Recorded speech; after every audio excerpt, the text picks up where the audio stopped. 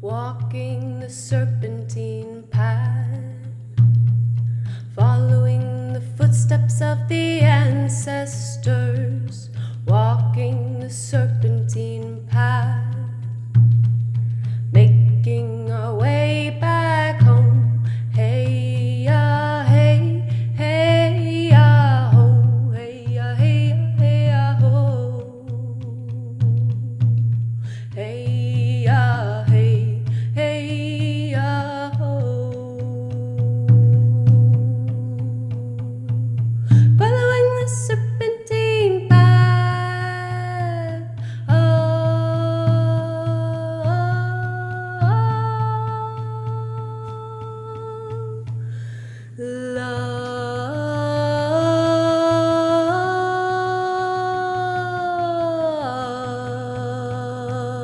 Life. Hello, everyone, and welcome to the Serpentine Path podcast. My name is Claire Wowdy Yassid, and I will be your guide on the serpentine path of life. I'm a songkeeper, plant walker, storyteller, word weaver, artesana, visual and performance artist, daughter, granddaughter, sister, lover, student, and friend, among many, many, many other things. I've spent my life traversing through altered states of consciousness and find it fascinating to explore all the ways in which our modern culture has become almost entirely severed from our innate instinctual and intuitive ability to see beyond the veil of so called reality. In this podcast, I will be sharing my own personal stories and insights regarding all things related to plant medicine, the birth, death, rebirth cycle, ancestral reconnection, intergenerational healing, womb sovereignty and bodily autonomy, dream work, rites of passage and initiations, time travel, shape-shifting, dimension hopping, and the reclamation of our collective earth-based practices, all of which I consider to be portals into altered states of consciousness. I thank you with my deepest respect and humility for taking the time to open your ears, your minds, and your hearts to what it is that I have to share. The telling of one's story is an intimate and vulnerable experience. It is also, in my opinion, one of the most powerful, illuminating, liberating, and healing medicines that a person can offer to the world. Hearing the cadence in a storyteller's voice, their laughter, their tears, their tone, their pauses, their pain, their joy, their curiosity, and their heart's song is something that can only truly be experienced by way of oral storytelling. Thus, in honoring the storytelling lineages of all of our ancestors, I offer my story to you now. In another world, another time, another dream, we're all sitting together in front of a big fire, passing our visions across the flames and receiving the medicine in our hearts. So, again, welcome to the serpentine path where the ancestors have called us back to. Let's start at the end and find our way back home together.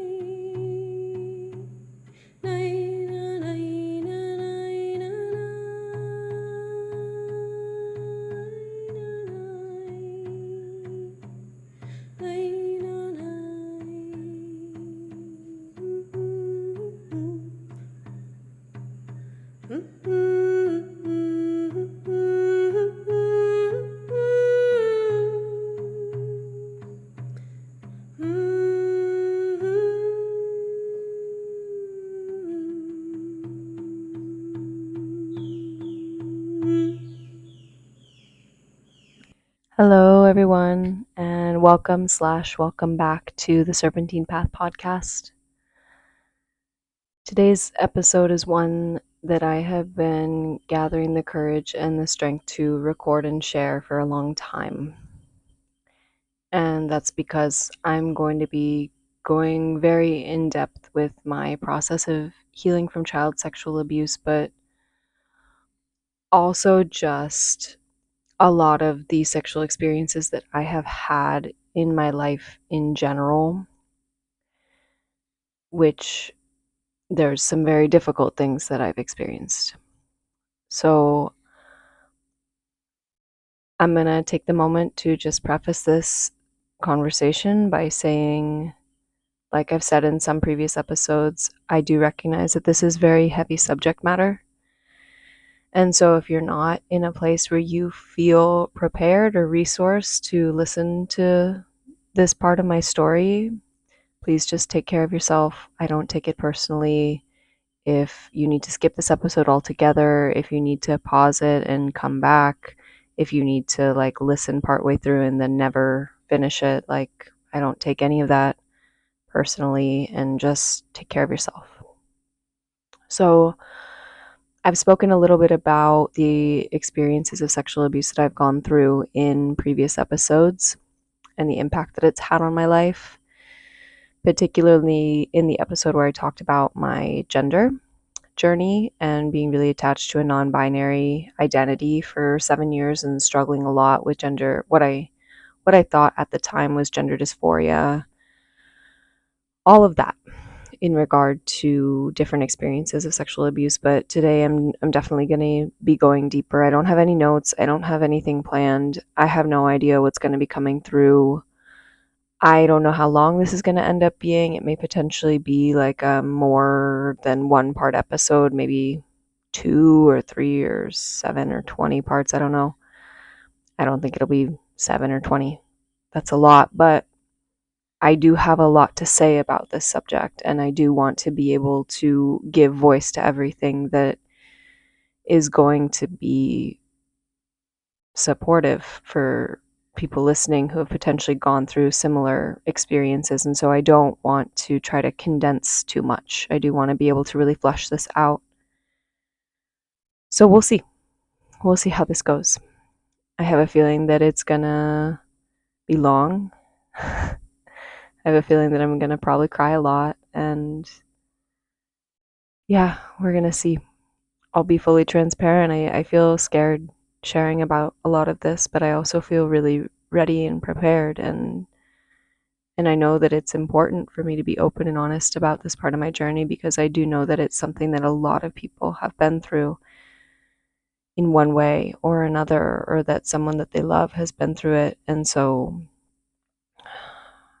I'm just gonna pray for courage from all of my ancestors and support, and the love and care that they cloak me in sharing this part of my story. So thank you guys for listening open-heartedly, and let's get into it. So I will begin where I thought my journey of sexuality began, which I've spoken about a little bit in previous episodes. But basically, when I was 16 and 17, over a period of about 6 months, I had 3 different sexual experiences that I would not consider consensual. They were all kind of varying degrees of sexual gray area, all the way up to like sexual assault, what I would consider outright sexual assault. So 2 of those experiences occurred when I was very, very drunk at parties. The first experience was when I was 16 and I was at a party, and it was late. I don't know, probably 3 or 4 in the morning when everyone was going to bed, and all the sleeping places had been taken in the house. And I ended up in the basement of this house, just on the floor. And on the bed was this guy who I had a really, really big crush on, who I had a crush on for years at this point, and one of his best friends who was like a year older. And this other guy, I didn't know very well at all. I don't know if we had ever even really had a conversation before, or even spoken a single word to each other, honestly. But at one point, this older guy said to me, Claire, you don't have to sleep on the floor. There's plenty of room in the bed. It's a big bed. You can come up here with us. And I was really drunk again. So I was like, okay. And got into bed and fell asleep. And at some point, I woke up to this older guy touching me. And to just kind of give you a little bit of context, in the bed, it was the guy that I really liked was on the furthest side of the bed. his friend was in the middle, and then I was on the outside. And so I woke up to this older guy touching me. And it was a really, really strange experience because at first I didn't know what was going on. It was the first time that I had ever been touched like that by a man, or by anyone in general, of my memory. And it was a strange experience because I was drunk and kind of half asleep and feeling my body, and also feeling good that this was happening, but very, very confused and lost and like, what is going on? And that experience, from what I remember, it's very blurry, and I don't know so much of what happened, but there was, what's the word?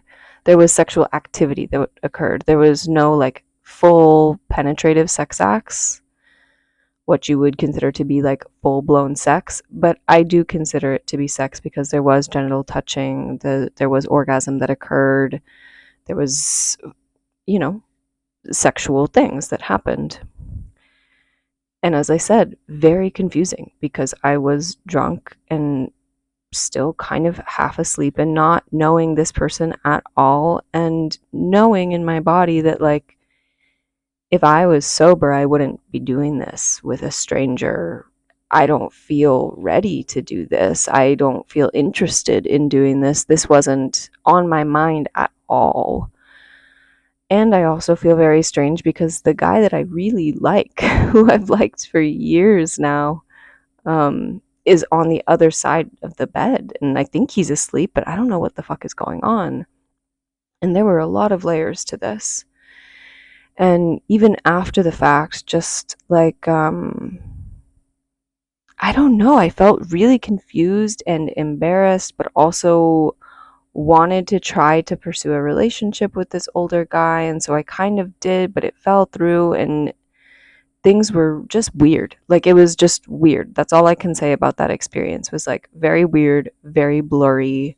I would not consider it to be like full-blown rape by any means, but there was just gray areas, you know? The second experience that I had was maybe 2 months after that at a party. Also, I was very drunk, more drunk in this experience than the first time.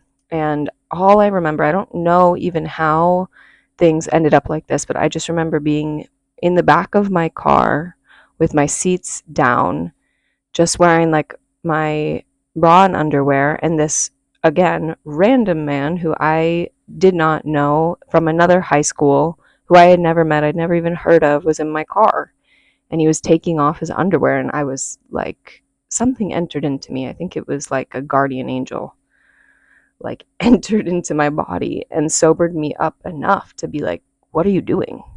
And this guy was like, what do you mean? Like, I'm looking for a condom. And I was like, whoa, whoa, whoa, what? Like, no, get the fuck out of my car.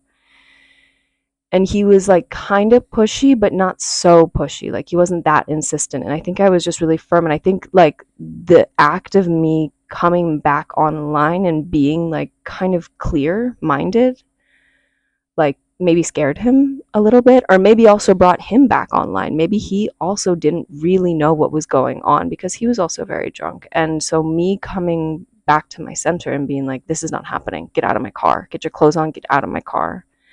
And again, he was a little bit pushy, but he couldn't match my will. So he got out. I locked the doors. I slept for a little bit. I drank a ton of water. And then I somehow ended up getting back home safely. Thank God. Again, I'm sure that there were many, many, many guardian angels keeping me from getting in a drunk car crash. Thank God. And again, it was a super weird situation because I woke up with like all these hickeys on my neck that I do not remember receiving. I felt just exhausted and hungover and confused and lost, and like, what the fuck happened? And I went to another party the next night, and there was a guy there who I really liked, who had been at the party the night before, who was like kind of flirting with me, but also had known what had happened. And so I felt embarrassed, and people were making fun of me because of these hickeys I had. Like, it was just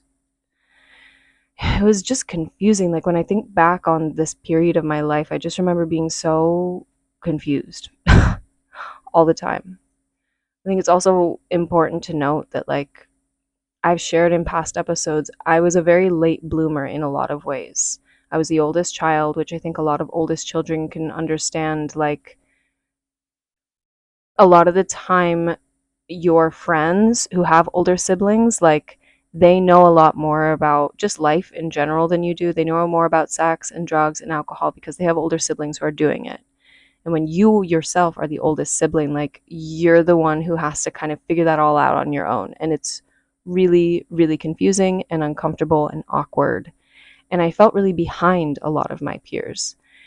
And I also, there was this like tension, right? Because there was a part of me that wanted to do what they were doing to like just be cool, right?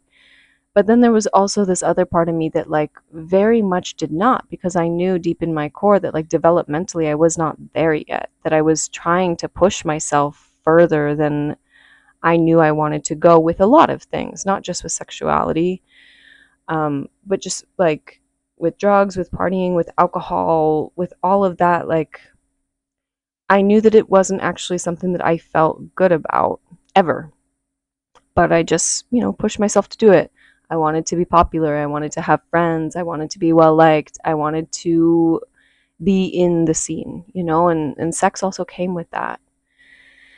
And so it was a weird situation because I was finally having sexual experiences that peers of mine had had like way younger.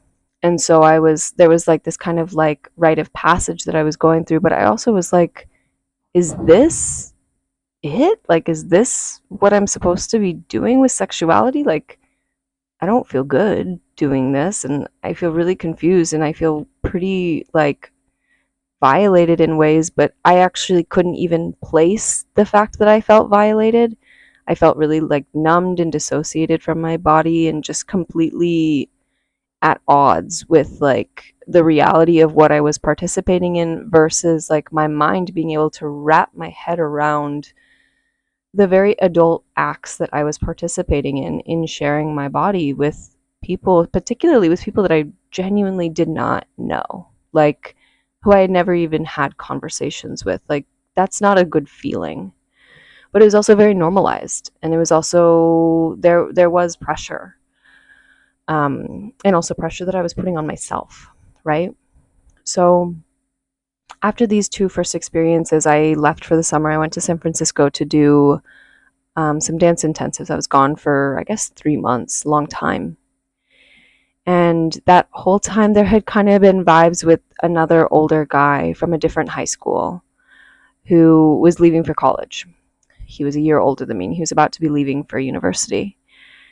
And when I got back, um, yeah, like this kind of budding relationship began between him and I. And as things were starting, I remember all of these girls from both my high school where I went, this performing arts school, and the other high school where this other guy had just graduated from, all these girls being like, oh my God, but like, you guys are talking? Like, what? Like, he doesn't do that with like any girls, like, definitely not younger girls. Like, what? Like, there was this sense of, yeah, pride, like, ooh, I got the guy, which I hate that feeling. I hate that feeling of I got the guy. I hate that there's any kind of like competitiveness among women with men and blah blah blah. But I remember feeling like really like the chosen one, I guess. And the first intimate experience that I had with this guy was actually very sweet and something that I was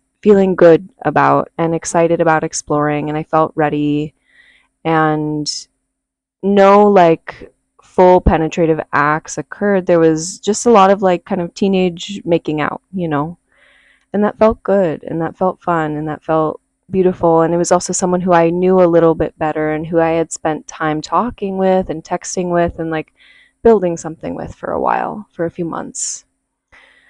And so that first experience that we had of romantic intimacy was really sweet, and I don't regret it at all. But the second time, maybe like a week or two later, was a very different story in that things escalated very, very quickly. And there was a lot of pressure being put on me to have full blown penetrative sex. like penis in vagina sex. And this man asked me, I swear to God, maybe 7 times if I had a condom, to which every time I responded no. And finally, the last time he asked, I was like, no, I don't want to have sex with you. And I could sense his like frustration and disappointment. And he said, okay, well, have you ever given head? And I was like, what? And he was like, head, have you ever sucked dick? And I was like, what? Like, just in my mind, I was so shocked and like confused and just like very embarrassed because no, of course I hadn't done that yet. And I said no. And he said, well, how about you try? And all I remember from this moment is like my face being bright red, my body screaming no, my throat like closing up, like wanting to cry, but not wanting to cry, and being just frozen. And I remember just being like, uh, uh, uh, uh, okay, I can try. And he was like, okay, do it. And I remember being there and being like, I don't know what to do. And I remember him kind of like nervously like laughing at me and being like, what do you mean you don't know what to do? And I was like, I don't know what to do. And it was interesting. He said to me, he's like, you've never watched porn? To which I was like, no, I have never watched any kind of pornography. No. And I could sense like his frustration and his awkwardness and his insecurity, and obviously mine. And I'm not going to talk too much about the sexual act itself. I will just say that it was profoundly uncomfortable, entirely unenjoyable, something that was very forceful and coerced, and not what I would have wanted my first experience of that sexual act to have been. And afterwards, he left like very quickly. And I just remember being in my room in my house feeling disgusting and dirty and disrespected and defiled and degraded and horrified and so confused as to what had just happened to me. It felt like it had happened so fast, but also so slow. It was like a car crash or something. And I remember getting in my car and just driving around my neighborhood and not having any idea what to do. And I called 2 different girlfriends and I tried to explain to them what had happened. And it's very interesting to me because both of these girlfriends responded by sharing with me very similar experiences that had happened to them. And obviously, that wasn't the support that I was looking for in that moment in time. They weren't able to hold space for my experience because they themselves were traumatized from a similar experience. And so, in a way, they were both trying to be like, you're not the only one who has experienced this because it happened to me too. And they were also, I feel, looking for support, which I wasn't able to offer them. And I remember just feeling like, oh my God, I can't go home because my parents were going to be coming home soon from work. And I just remember thinking to myself, like, I cannot go home because I cannot look my parents in the eye because my parents are going to know what happened because I can't hide from them. And I feel dirty and disgusting and horrible. And I can't do it. I can't do it. Like, what am I going to do? And I honestly, I think that I got home and I did cry and I just like ran to my room and I couldn't look at them. And things really shifted with my parents in that moment. There was something that broke with my parents, and it of course wasn't their fault. And it wasn't my fault, and it wasn't this man's fault. Like, there was just this fracture point where like I felt so ashamed of what had happened to me that like I didn't want my parents to see me. I feel like it's when I learned how to start making myself invisible to the world. And so moving forward from this event, there were like 2 things that occurred. One was that I was really trying to process this and understand this, and I was talking to friends about it. And I also didn't want to talk to them about it because I was ashamed and I didn't want to make it a big deal. And some friends I would tell would kind of like make fun of me. Like, I remember some guy friends like kind of making fun of me. I was terrified that this guy was going to tell people from the other school that I was like bad in bed and that I was going to get this reputation. Um, God, I was just horrified for months. I was just horrified about the situation and embarrassed and ashamed. And just this feeling of dirtiness, just dirtiness, dirty, dirty, dirty.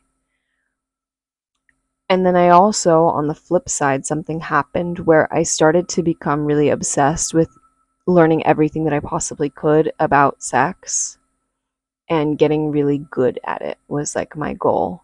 And so it's interesting to me because I still didn't end up like watching pornography, like that really didn't call to me. But being the little fucking nerd that I am, I like got on the internet and was just Googling like how to be a good kisser, like how to give a good hand job, how to give a good blow job, like how to be good at sex was like what I was researching. And I was finding like blog posts and Cosmopolitan magazine articles and like all of that kind of stuff. And fairly quickly after I started hooking up with and then officially dating my first long term boyfriend. And from the very beginning, our relationship was very sexual. And part of that was certainly on me because I felt like I had something to prove. And I felt like I really wanted to take the opportunity to, as I said, like get good at sex. Like I wanted to have the reputation that I was good at this thing. I'm also kind of like a perfectionist in everything that I do in life. And when I get hooked on something, I get kind of obsessive about it. And so it became like this heightened interest for me. And then my first boyfriend also had his own kind of history of not great sexual experiences. And so I think potentially he also felt the same way. I don't want to put too much of my story onto him, but I do know enough about his first few sexual experiences to know that I think that he also felt like he had some things to prove as well. And so from the very beginning of our relationship, sex was a really big focus. And I'll be honest and say that there were times in our 5-year relationship where I do feel like I had some good sexual experiences with him, and times that were really beautiful and loving and kind and respectful. However, there were many, many, many, many, many, many experiences that did not feel like that. And there's a lot of reasons for that. And I don't want to place all of the blame on him for any of that. There's a lot of layers to why our sexual dynamic was the way that it was. I think part of what I mentioned is we both had had some not great sexual experiences before dating each other that colored our understanding of what sex was supposed to be. Two, we were young and we certainly didn't know how to really communicate and how to have conversations about consent. And three, like, we didn't really have many shared common interests in general. And so it felt like sex was kind of like one of the only ways that we really knew how to connect. And then, yeah, I don't know. There's a lot of parts to it, but I would not look back on our 5-year long relationship and say that we had like a healthy sexual dynamic. There were times when it was beautiful, but there were times when things were really not enjoyable, when things were really painful, when things felt really forced and coerced. And that was also not one-sided. I have to really take responsibility for the fact that there were absolutely times when I know that I really pressured and coerced my partner into sexual experiences when I know that he didn't want to be having them. I think, generally speaking, I felt more pressure than he did throughout it, but I can look back and see a few specific instances where I was being way, way too forceful, and I was putting way too much pressure and a lot of manipulation and a lot of, yeah, force onto our sexual relationship. So, as I said, I don't want to put all of the burden on him for what happened between us. But during this time with him, I also started developing really bad urinary tract infections. For anybody who has experienced UTIs, you know it's the worst fucking pain in the world. It feels like you're peeing razor blades. And I got urinary tract infections like over and over and over and over and over again throughout the 5 year long relationship that we had, like, but really bad ones, chronic ones, and extremely painful ones. And I know now that the reason for that, there's two things. One, I was on hormonal birth control pills the whole 5 years that we were together, or I guess 4 out of the 5 years that we were together. I started taking birth control a year before we started dating, and then I got off of it the year before we broke up, or a year and a half before we broke up, I guess. So I was on hormonal birth control, which really changes your vaginal microbiome and makes you more susceptible to infections. That's one. But the other thing about it is that, like, as I said, our sexual relationship was not fully consensual a lot of the times, and I did feel really guilty and ashamed of the fact that I didn't want to have sex with him as much as he wanted to have sex with me. One of the reasons for that is that birth control, like, totally totally squashes your libido the majority of the time. And so I just had, like, no interest a lot of the time in having sex, but I just forced myself to do it. And I allowed myself to be forced to do it by my partner. And that's also something that I've really had to come to terms with, is like, when I look back on those moments of coercion and force and manipulation, I was also an active participant in that. I did not want to do it, and I knew I didn't want to do it. However, what was more important to me was keeping the facade of a perfect relationship, because I felt that I was nothing without a male partner at my side. And I genuinely felt like if I couldn't maintain this facade of someone who could perform sexually in a good way and receive sexual validation from my partner, that I was nothing, and that I was unimportant, and that I was not valuable, and also that our relationship was not real. I feel like that whole 5 year long relationship, like, the foundation of our relationship was sex and sexual validation, which was, of course, a response from all of the traumatic experiences that I had had in my teenage years leading up to the beginning of this relationship. I had been taught that, and I had chosen also to believe that my value came from men being sexually attracted to me, and my value came from being sexually desirable, being good at sex, being able to please a partner sexually.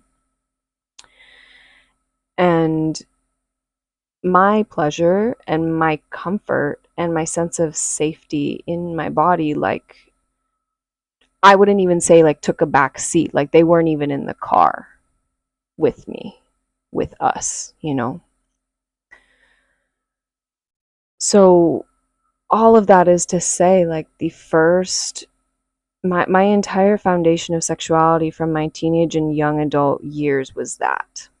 That is how I saw sex, and that is what I saw sex, not really as, like, a form of genuine connection and care and love, an expression of genuine commitment, but as something that I was expected to do as a woman if I wanted to have any form of value. Like, I really attached and associated, truly, all of my value to my sexuality. So the year that I went off of birth control, or I guess the year and a half after I went off of birth control, I was still with my partner. However, my sexual attraction to him was entirely out the window the moment that I stopped taking hormonal birth control pills. And for those of you who have maybe gone through the same process, the reason is because you're not ovulating when you're on hormonal birth control. And so your hormonal matrix is entirely out of whack, and you're not actually searching for a mate that would get you pregnant in the way that you would be when your hormones are going through their natural process of ovulation every month. And so you are attracted to entirely different partners. So when I went off of birth control, I'm not joking when I say I lost any and all attraction to my partner. His voice, his smell, his hands, like the way he ate, just everything about him, like not only like wasn't attractive, but like thoroughly repulsed me, like genuinely repulsed me. And yet I still forced myself to continue a relationship with him, but to continue having sex with him for a full year and a half after. And that year and a half, I would say that's when our relationship got really, really bad. I mean, it was not great for the whole 5 years, but it started getting really, really bad during that time. And it was because, one, obviously I wasn't attracted to him. And that was undeniable. And that was hard in our relationship because, like, I was just gritting through sex and I know that he could feel it.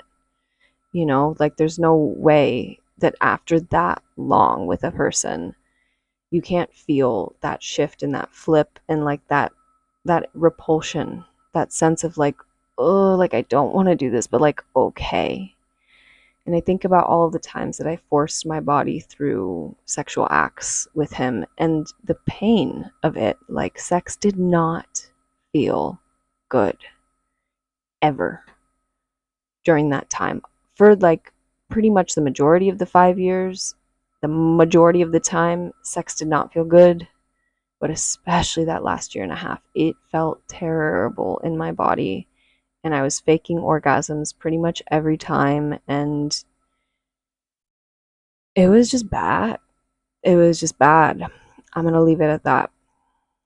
And so when I finally got the courage to leave this relationship, there was a lot of abuse on top of all of this that I'll talk about probably in a future episode. But when I did finally get the courage to leave this relationship, I think I went like maybe 4 months where I didn't have sex with anyone. I was still kind of like messing around and flirting with this new guy and kind of like having messy drunk experiences at the club of like making out on the dance floor, but I didn't have any full-on sexual experiences with anyone for a few months. And that was honestly really nice to give my body a break. I hadn't taken a break from sexuality for years at that point. And so I just kind of took a pause. However, at this point, I was 22 years old. I was kind of going crazy with drugs and alcohol when I left my abusive relationship.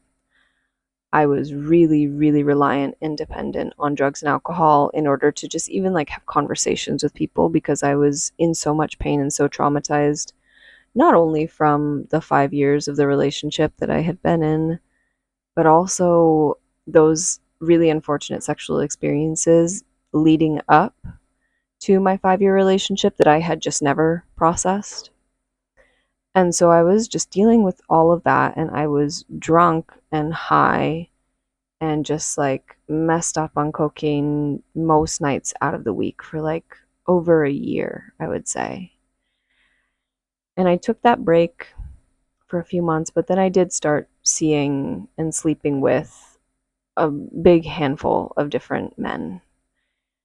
And there was one in particular who I did really love and who I did really care about, and who unfortunately I don't think we ever had any kind of sexual or intimate experience without being entirely fucked up with alcohol and cocaine.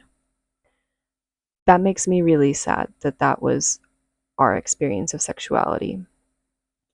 if I could go back and change things, I would. But that's also where I was at and where he was at in our young adult lives. And it was also a very messy and complicated sexual dynamic where there were a lot of blurry lines and boundaries crossed on both ends of consent. And it's something that I've had to really sit with myself and to have to look at, not from just a victim place, but to say, like, I really crossed a lot of boundaries. And I know that a lot of it was because I was drunk and I was high. And also, there were a lot of experiences where I wasn't listening to this person. I wasn't respecting what he was saying to me. I wasn't giving him the space that he deserved.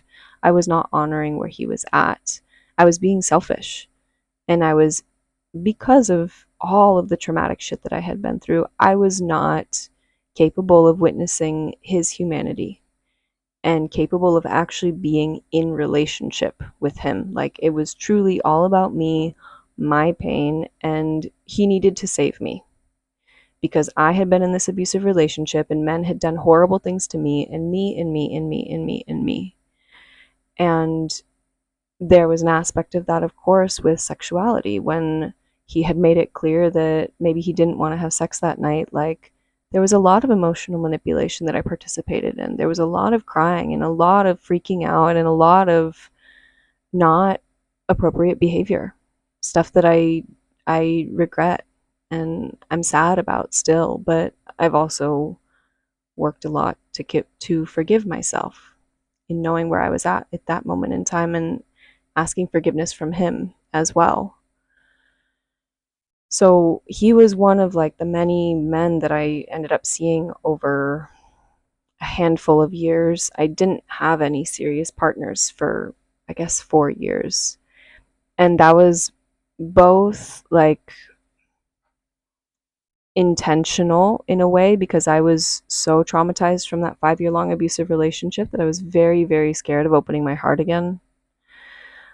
But there was also this part of me that really wanted to be in a relationship and really wanted to try again and really wanted to figure out how I could do things better.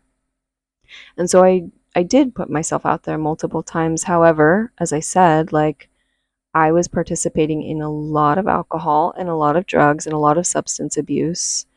And I started doing this thing where I would go on dates with guys and would sleep with them immediately, like first date, and was really putting my sexual energy forth as like the primary thing that I wanted men to see in me. I wanted men to think that I was sexy. I wanted men to think that I was sexually attractive. I wanted men to think that I was like a prize if they were going to end up having sex with me. I wanted men to think that I was good in bed.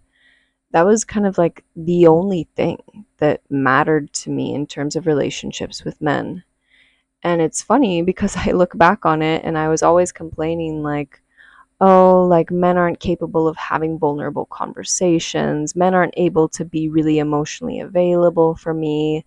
Men this, men that, like blaming all of my dating problems on men. But the fact of the matter is, I was creating that dynamic because I went into a situation thinking, and I had this rule for myself. I said, if I walk in and I don't feel immediate sexual attraction to them and like want to go home with them right then and there, then I'm leaving the date.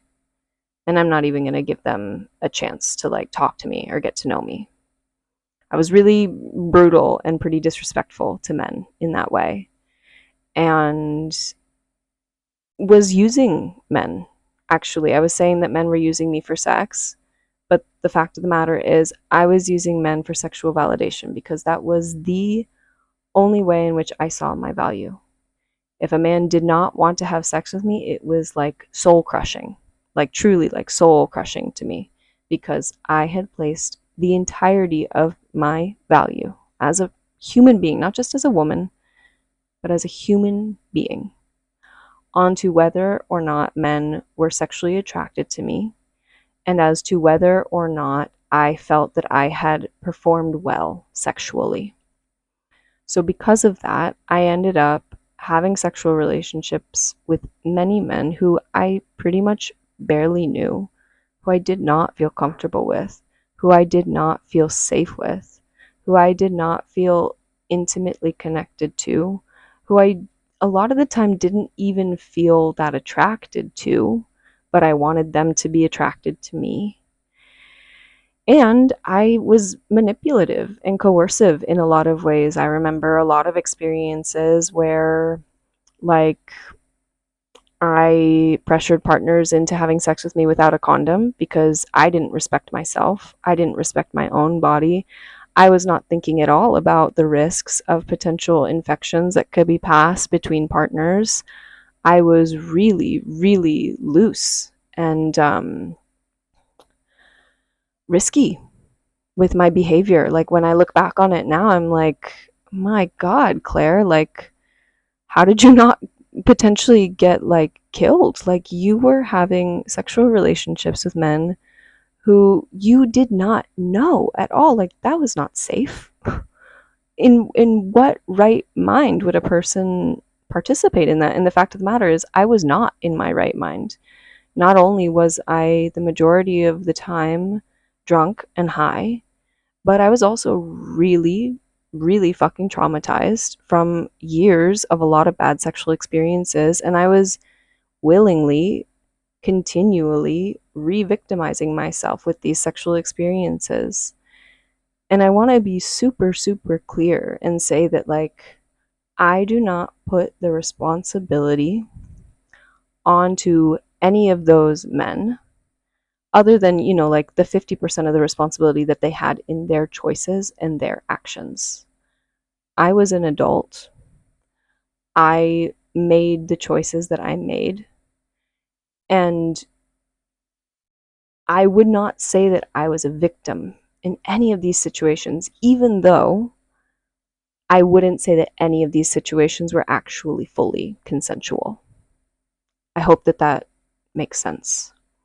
For a long time, I really, really held on to this very strong victim narrative around my sexual experiences, that because I felt shitty about them, obviously, and because the fact of the matter was, I did want a loving and kind and respectful and intimate and close relationship with a male partner. And yet, all of my behavior and my actions and my words and the energy that I was putting out into the world was not mirroring that genuine desire. What I was putting out into the world was essentially, hey, disrespect me because I disrespect myself. And I also don't respect you, was the other thing. I did not respect men at this point in my life. I didn't respect men in the slightest at all.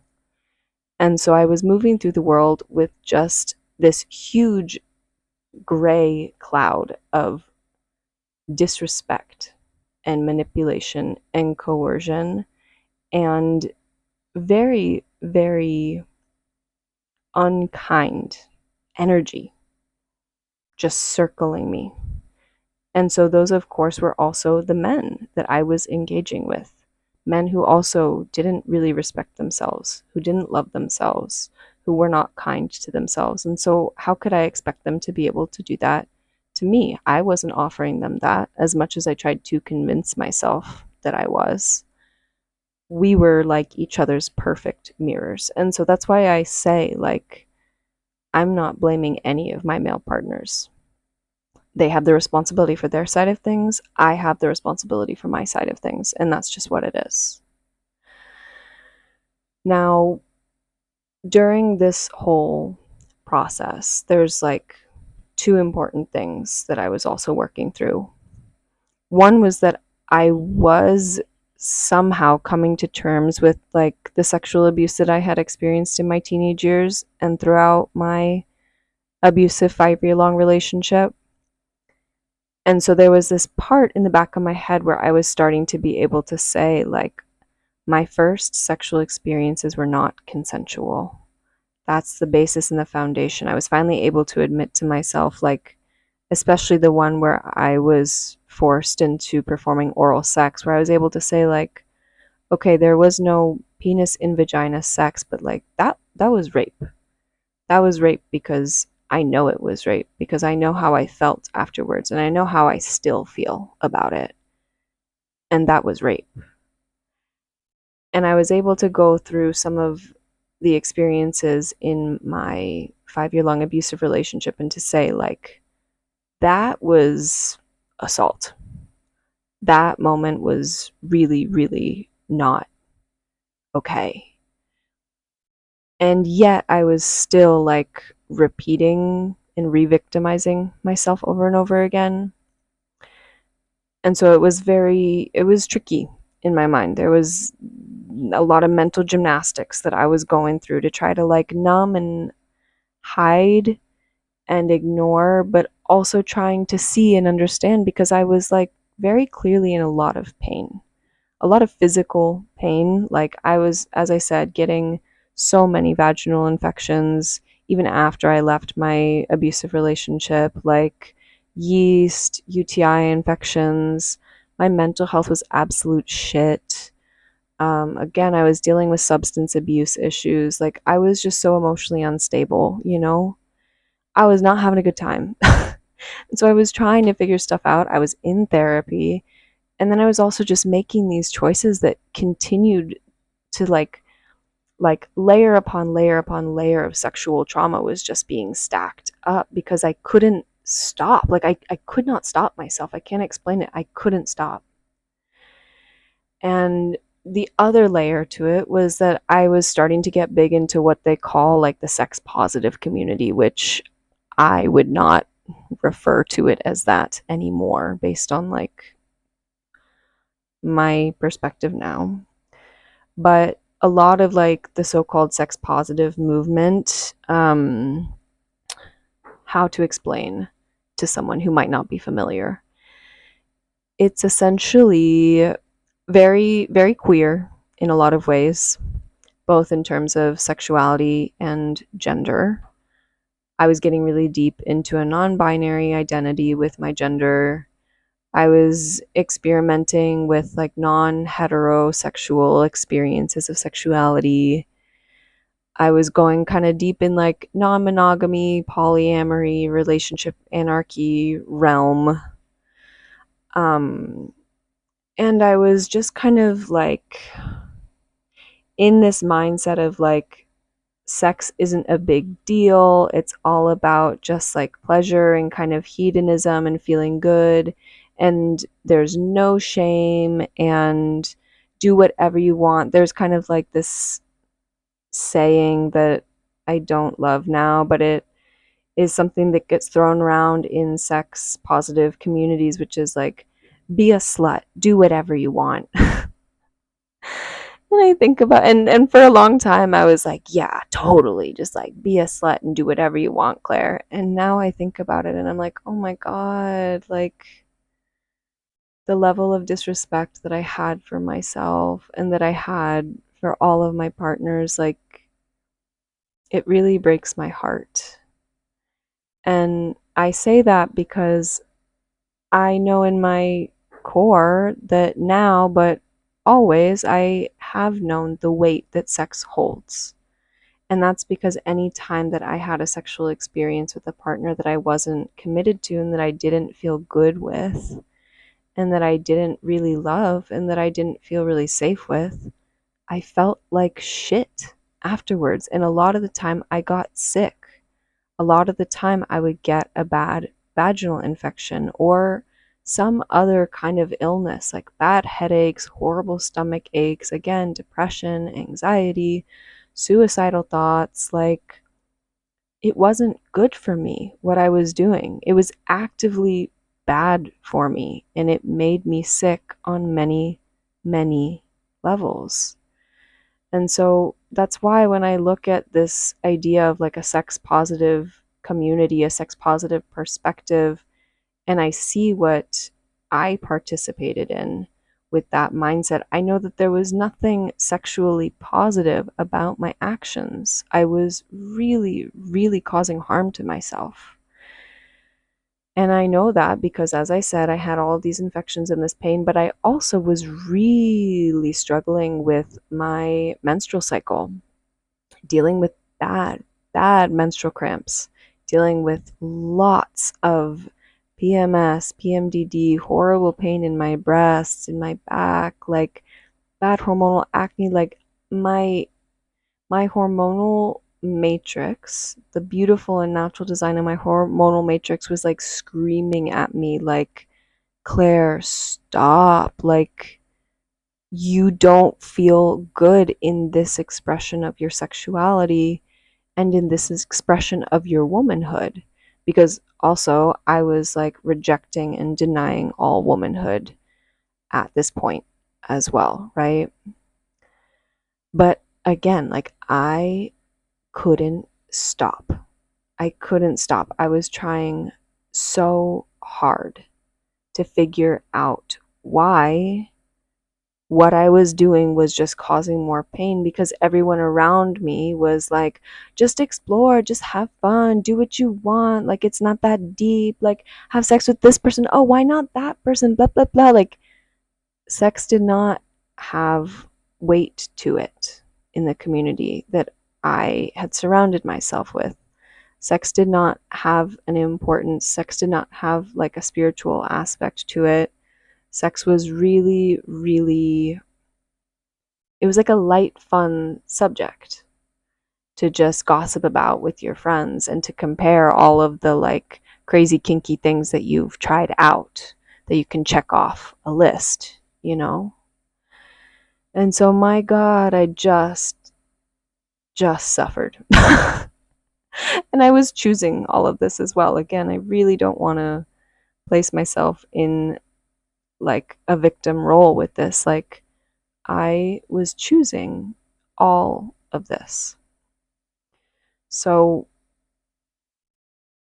what ended up slowly shifting things, and it was a very slow and long shift, but obviously my work with Jahe started to change things, and sex became a lot more weighted for me when I started working with the medicine of Jahe, the medicine of ayahuasca. I was so much more energetically sensitive, and I could feel what was happening in my body when I was having sexual experiences with people that I was not in a loving and committed relationship with. And I could also feel how bad I felt when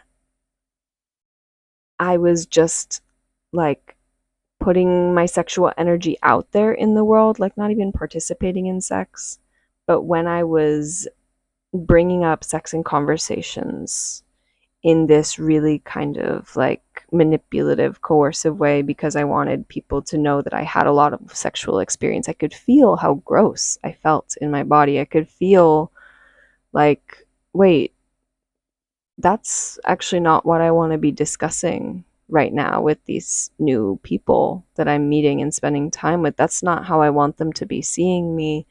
There's other parts of myself that I think are more important and more valuable and more interesting to be exploring and to be sharing. Like, why am I making myself all about sex? And so for years, I was going through this process of untangling everything and trying to figure out how I had gotten to this point, basically. The other thing that changed was that I met and eventually started a relationship, a serious committed partnership with my wonderful and incredible and beautiful and kind partner, Vincent, which was a slow and intense process of us finally committing to one another. And it was not linear, and our relationship has been through a lot of things, but he was the first person who I had really fallen for really hard since the abusive relationship that I had been in, my first long term relationship. It was, I think, 4 years, or like 4.5, no, yeah, 4 years um, later, that I really committed to a relationship with Vincent, and being with someone not just in a sexual dynamic, but in a partnership, in a friendship, in like feeling like I had a teammate in this life, and feeling so safe with him, and feeling so seen by him, and feeling really respected by him and cared for by him, started to really change things for me, because I was starting to see the parts of myself, the false and fake parts of myself that I had built up around a sexual identity, that had no place in my current relationship. And that was both a really beautiful and really painful thing, because Vincent and I's sexual relationship, there were many parts of it that were very, very beautiful from the very beginning.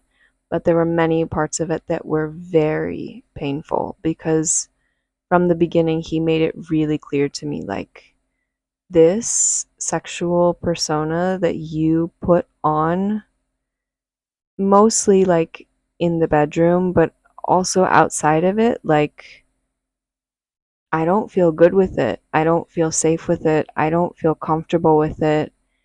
And it's not who I know you to be at your core. And that was horrible for me to hear, because it was true. And it caused so much pain and so much suffering in our relationship, because I could not figure out how to let that part of myself go.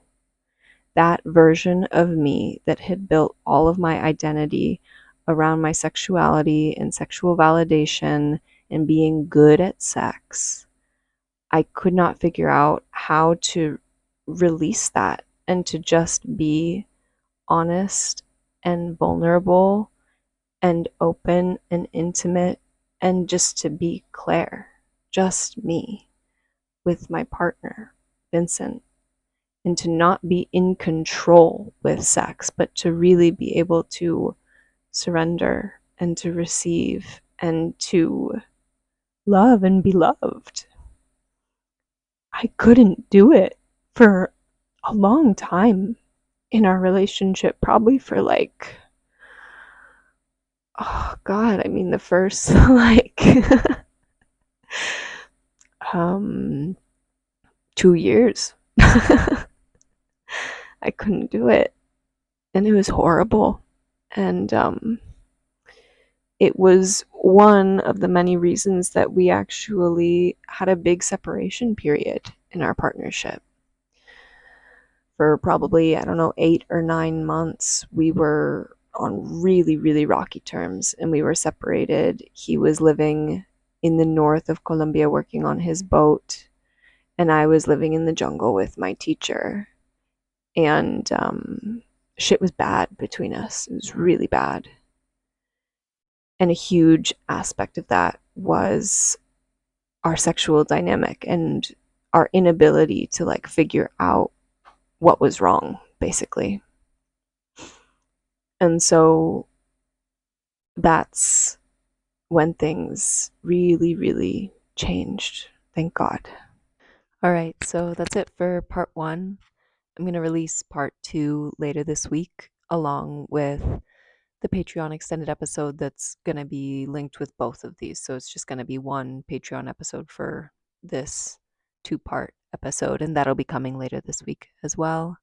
Thank you guys for listening, and we'll be back soon with part two. Na, na, na.